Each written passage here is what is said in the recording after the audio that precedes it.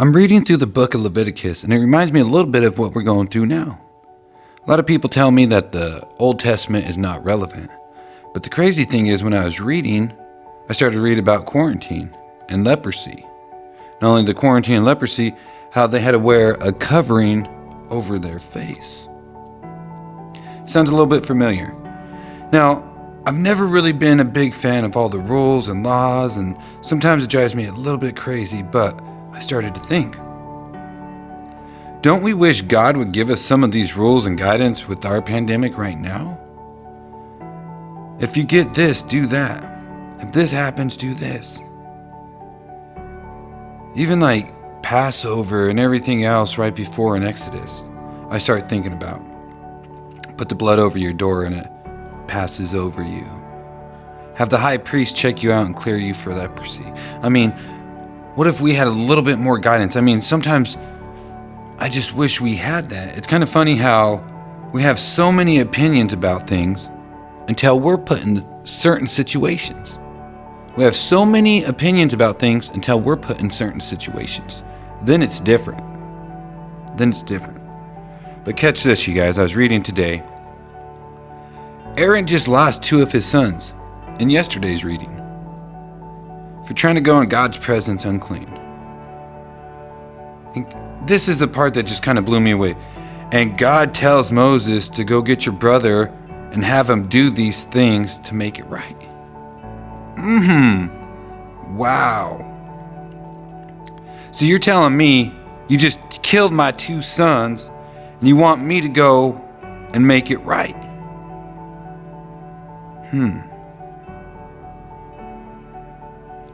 Wow. Hey, Moses, go get your brother Aaron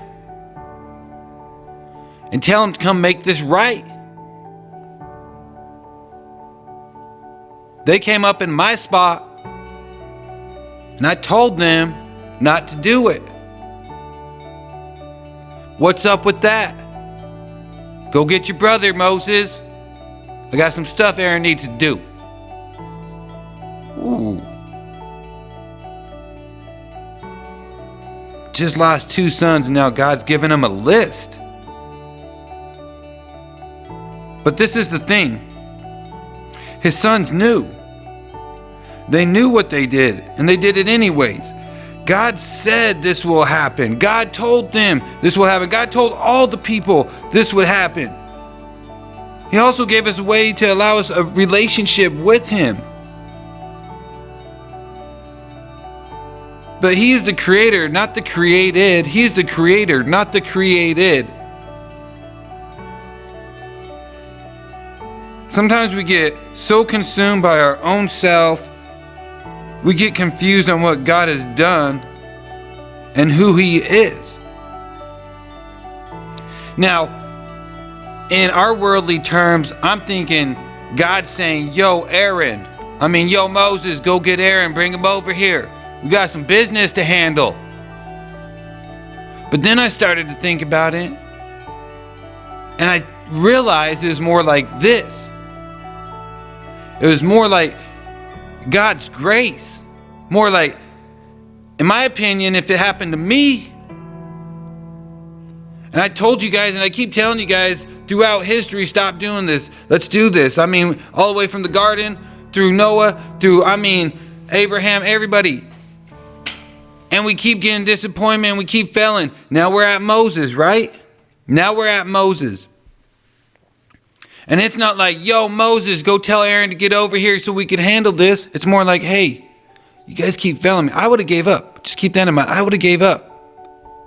But God is keeping His promise. And it's more like, hey, I love you, Aaron. I love you, Moses. Moses, go get Aaron over here so we can make this right. I still love you. I still want that relationship with you. I'm sorry this happened to your sons, but we still have to make these things right. Wow. It's a little bit just changing the mindset because I'm so used to thinking these worldly things. Yo, Moses, go get Aaron over here. It's more like, Moses, I still love you guys. Let's make this right. I want a relationship with you.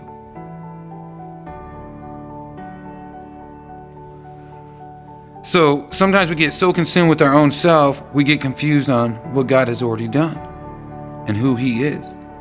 He just parted the Red Sea and destroyed all their enemies with the staff in Moses' hand. Something Moses thought was too small to do something so great he was able to do, but he was able to do through God. God parted the Red Sea, consumed up the Egyptians. Now, this is the thing. Not only that, he took them into and bringing them into the promised land, right? So part of what I think is, and I believe, he's not only given them these rules just to give it to them and, hey, here you can live with me, but he's also given them because that's how you're going to need to live in the promised land, or it won't be the promised land. Wow. Let me say that again. These are the rules they would need to live in the promised land, or it wouldn't be the promised land. Wow. Because it's God's land. It's His promise. Not only that, God sent a cloud by the day. Now, this gets me because a cloud in the day, in the middle of the heat, in the middle of the desert is huge. And then fire by night. Wow. That's how He is leading His people. Now, He tells you if you go into this area, you will die. What do you think is going to happen? He just parted the Red Sea. He just put 10 plagues on Pharaoh. What do you think is going to happen if He tells you that? But we get so consumed with our own greed, our own needs, our own wants. The 10 plagues on Egypt right before. And He told them. A lot of times we feel our sin only affects us, but the truth is it affects everyone around us. It affected everybody. It also affected the closest ones to the people who were doing it. Aaron's sons. It affected Aaron. Not only had Aaron had to mourn for his sons, but now he had to go do what God was calling them to do.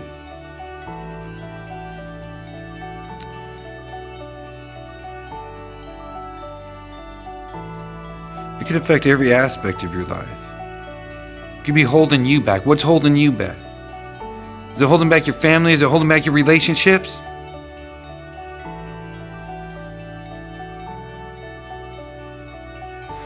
Your sin can also create other issues and other problems around it. It may not just be the direct sin that you've done, but what does it do with everything else? Can it cause jealousy, trust issues, relationship issues, or pretty much anything you open the door to or for?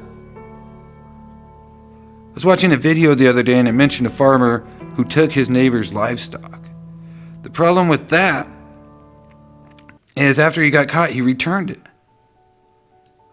And a lot of people think, all right, I got caught, let me apologize. I'm sorry, I won't do it again. Here's it back. I gave it back. What's the big deal? Why are you still upset? Why are you still mad? What's going on? But this is the thing. When he actually stole the livestock, he didn't just steal the livestock. He stole his friendship. He stole his relationship. He stole his trust. And with that comes a whole lot more. Sin steals more than people think. Sin steals more than people think, because now think about it. These two neighbors, one ended up stealing something from the other one, ruined the friendship, ruined the trust, ruined the relationship. Now the one farmer has something good that goes on and he wants to share it with somebody, but now he can't share that, so that was even stole. There's a lot more that's stole when you allow the enemy to come in, when you start sinning. Sin steals more than people think. Possessions can be replaced, but there's some things that cannot be replaced.